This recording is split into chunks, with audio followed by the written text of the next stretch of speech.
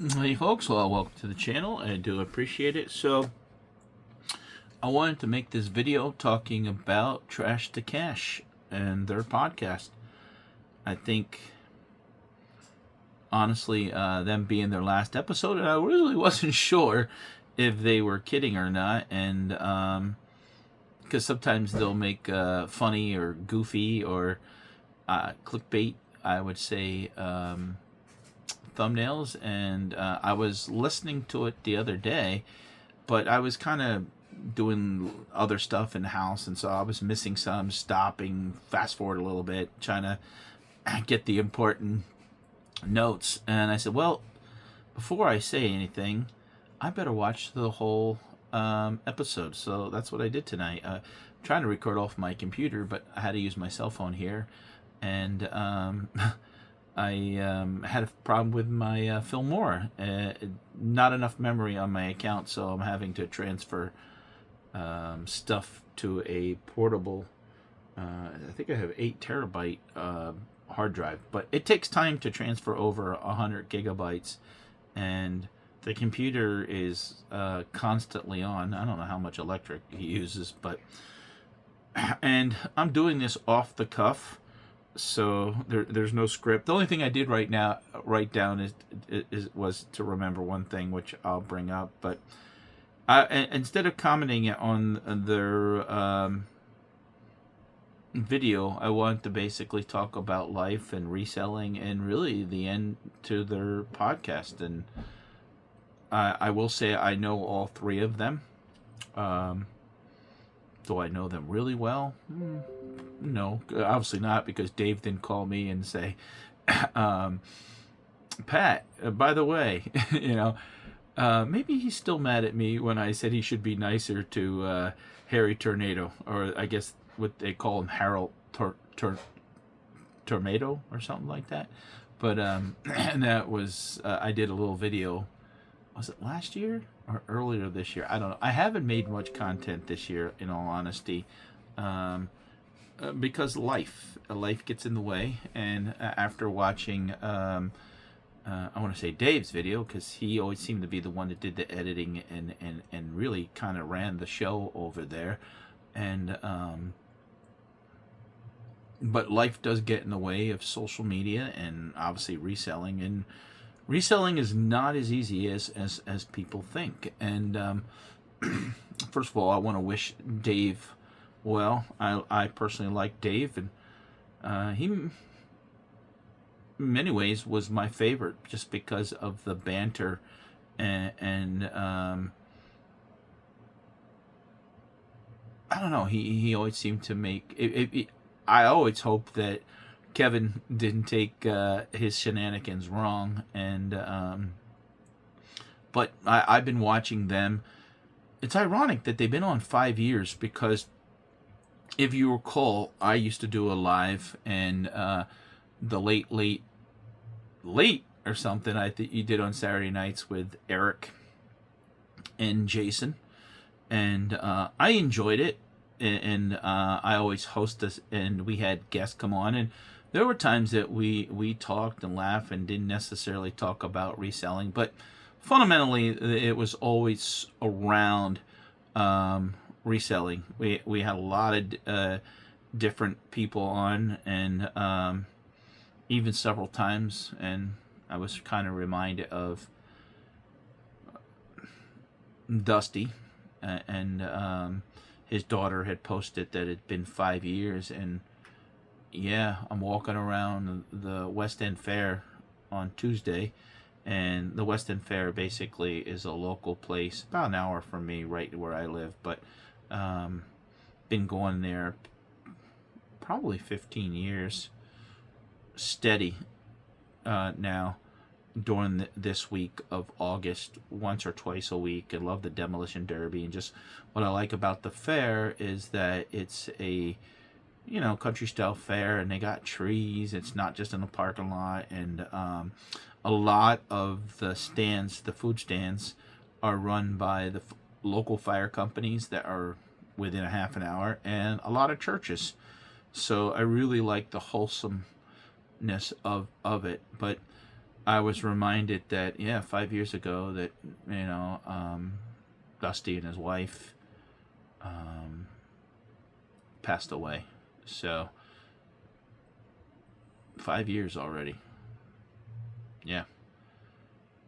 So I had made a video live from the West End Fair, and Dusty was one of those people that didn't have super chats on and didn't want them when he did go live, and but I know they needed financial help, and his wife had died first, and then he died 2 or 3 weeks later around this time. So maybe my dates are wrong by a couple days, but did a GoFundMe, and I helped. Everything I made from that video, I think it was like $300 actually. It was probably one of my best videos. That maybe no, not 300 from one video. I think I wound up doing 2 or 3, but 2 videos I think it was, and wound up donating all the money that I made back to the family, and helped them raise, at the time I think it was close. It was $27,000 to help them. So that was a proud accomplishment, and a friendship made through doing YouTube and social media. And I don't know, and I didn't, like I said, this is not scripted or nothing was written down, but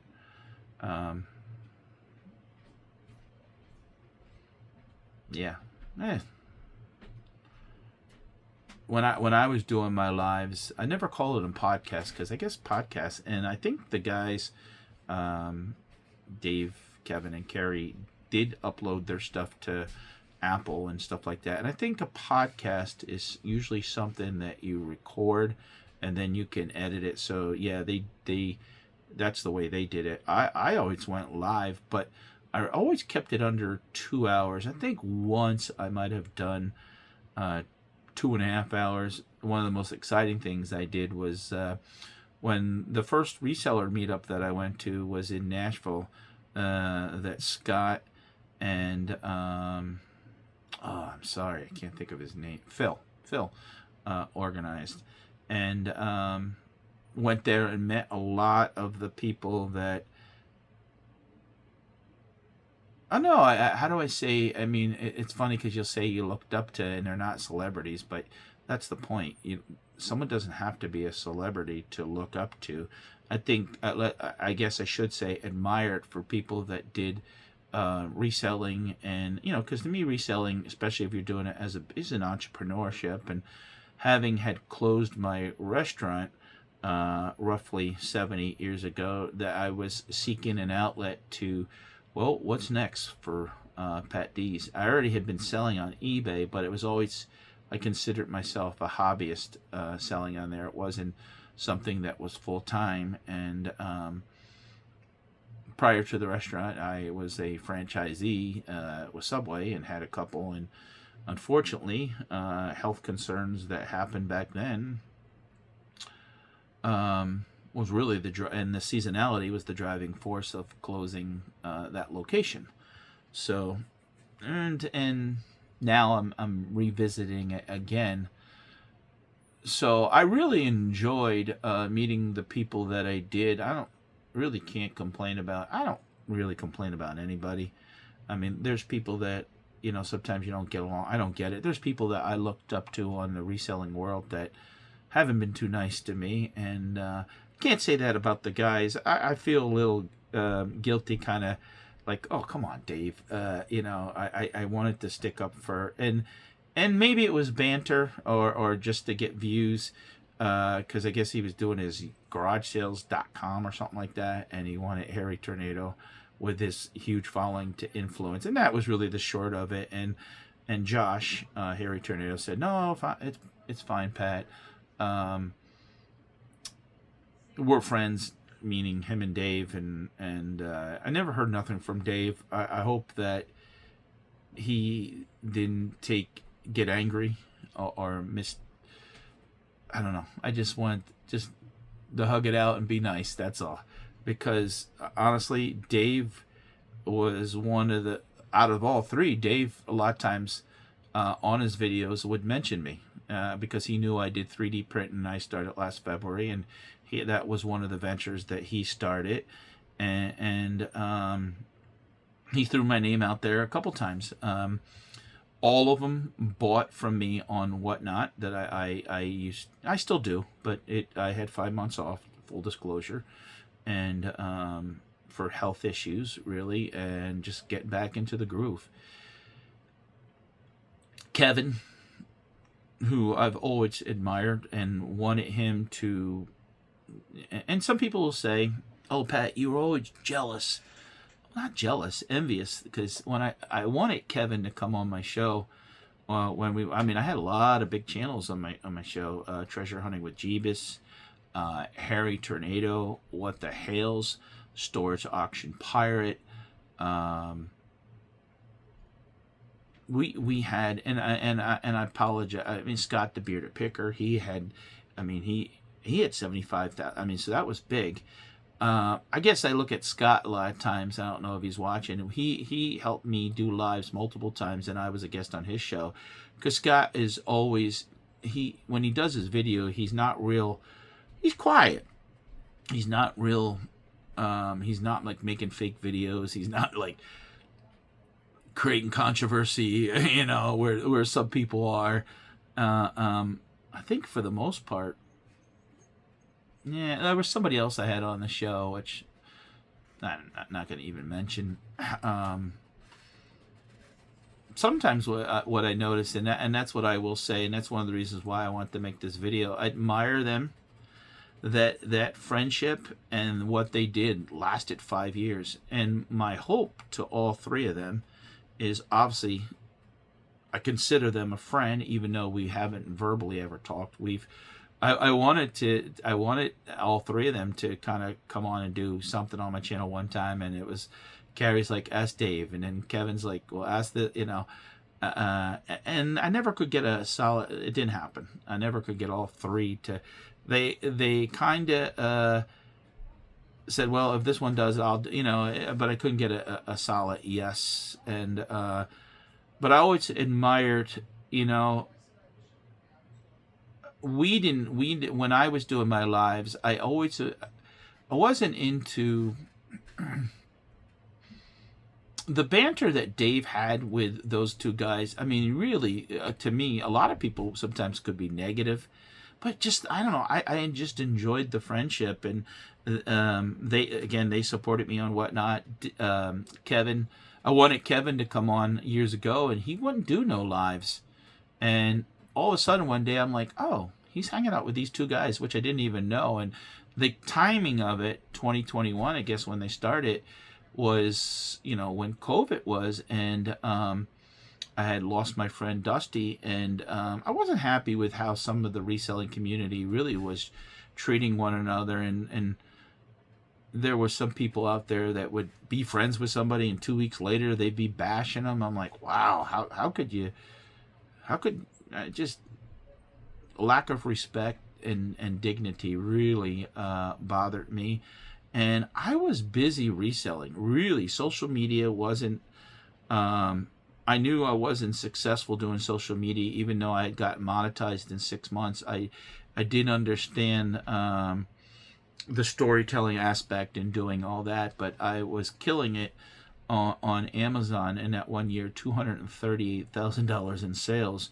Even eBay was on the back burner. And then, unfortunately, 3 years ago, I found out I had cancer again for the second time, and started treatment that I'm still doing. And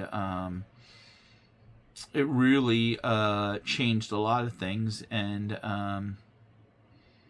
yeah, I just wasn't. I would occasionally do a show on YouTube, and I was making some palette videos. I had a couple videos that took off, but that was the thing about those three guys, is they were all different. But Cary always seemed kind of quiet and reserved, but I liked the baseball card and trading cards, and he always reminded me of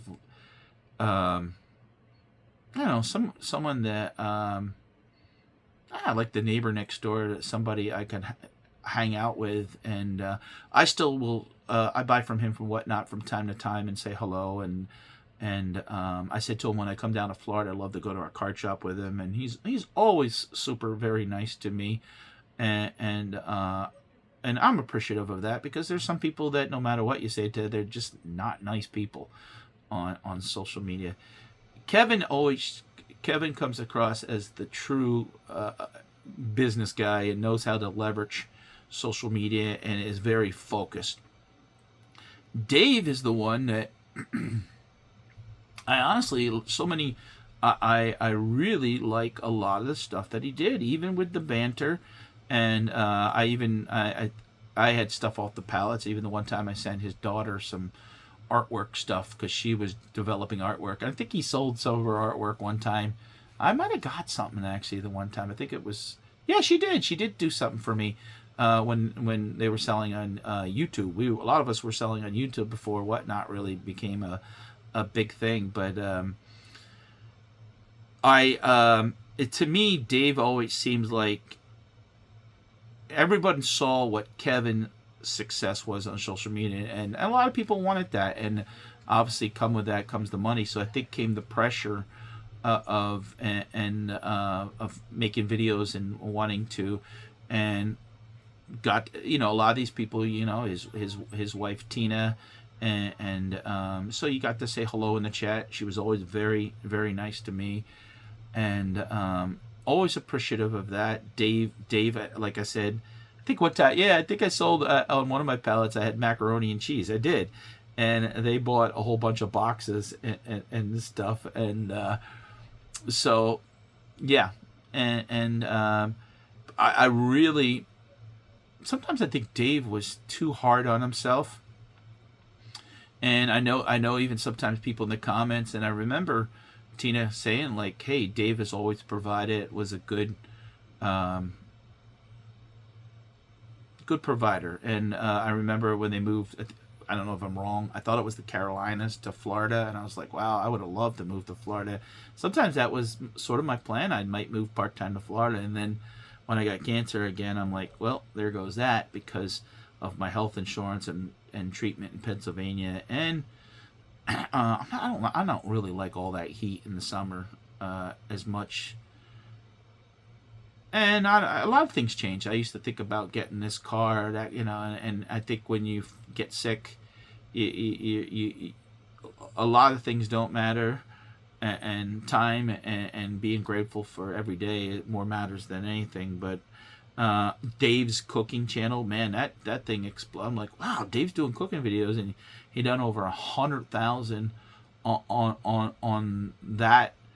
And I mean, he would take stuff and sell everything out of the trailer. I bought several things from him. I actually bought some things from Kevin also when he sold on Whatnot, but they had started their own little online selling platform, and I get it. Why start your own and then, in a sense, be over there on Whatnot? I remember them going live. I think it was, and if they're watching, I don't know if they're going to watch this or not. Dave's not really a great communicator in social media. Maybe he's mad at me still about Harry Tornado. I don't know, but I respect them a lot, really. And envious. Some people, oh, you're just jealous, Pat. I'm not jealous at all, and that's why I said I wanted to make a video, kind of talking about it. That it's kind of, honestly, it's sad, and they went a long time. How many other channels have gone 5 years in a row with that friendship and bond and the banter with a mix of reselling, and I was watching it tonight, and some of the I'm not gonna lie, I never watched every episode. Sometimes the thumbnails would catch me. I mean, obviously the one where I got it, where Kevin wasn't even on the show, but they kept looping him.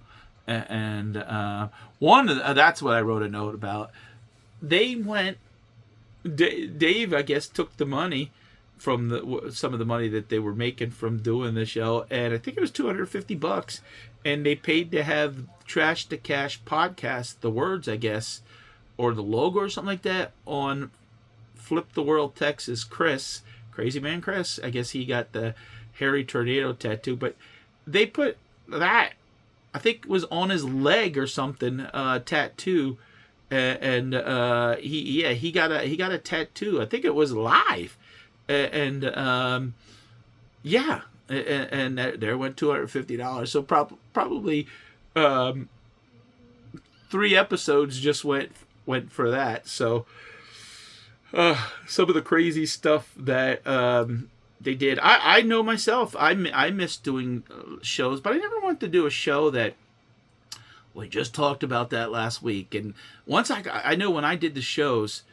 it was, some people were amazing guests and could talk great, but I never want to have like dead air and not. And I never wanted to create like where people like there felt like there was an animosity where sometimes, like I said, I look back and see some people do videos and then like a month or two later they hate each other. I'm like, wow, what went south? And I still have a friendship with Eric and Jason, and I know Jason, yeah, Jason, we call him Banana Man. Eric went and got a full-time job working at storage units too, because reselling is tough. Reselling is a grind. To do it that you can generate enough steady income all the time is not as easy as people think. And on the social media aspect, unless you're really opening, my favorite show was always American Pickers. But keep in mind, American Pickers, it's not that it was fake, but it was pre-planned. In other words, they knew they were going to go to someone's house and they were going to find it, because people would send in, hey, I got this stuff, I got that stuff. They had a big budget and they had a camera crew and someone did the editing. Those guys, Mike and Frank, just had to be them, and so to duplicate that on a YouTube level is very hard, and it takes a lot to edit and I mean, Harry Tornado now uses another guy to edit his videos, and Locker Nuts, I forgot to mention them. For a long time they were my favorite YouTube reselling channel, just because of I really like Jack and Jana and just never got involved in drama and the wholesome of it. I'm still friendly with them. I'm still friends with the Jeebuses, and help out with their Christmas stuff, and we talk from time to time, but staying connected it is tough, and I hope those guys do find time to reach out and say hello to one another, and that friendship isn't lost. And I'm gonna miss listening. What I'll do is, they have 252 or 253 episodes.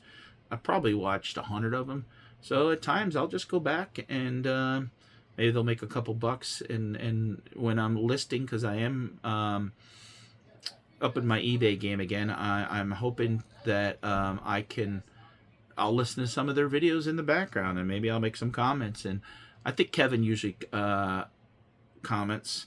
And I'm still hoping one day to meet all three of them, maybe not at the same time, because Kevin lives in Virginia and Cary and Dave live in Florida. But I'm still hoping to one day meet all three of them, because I admire them, and I think they're good guys. And I wish Dave a lot of luck.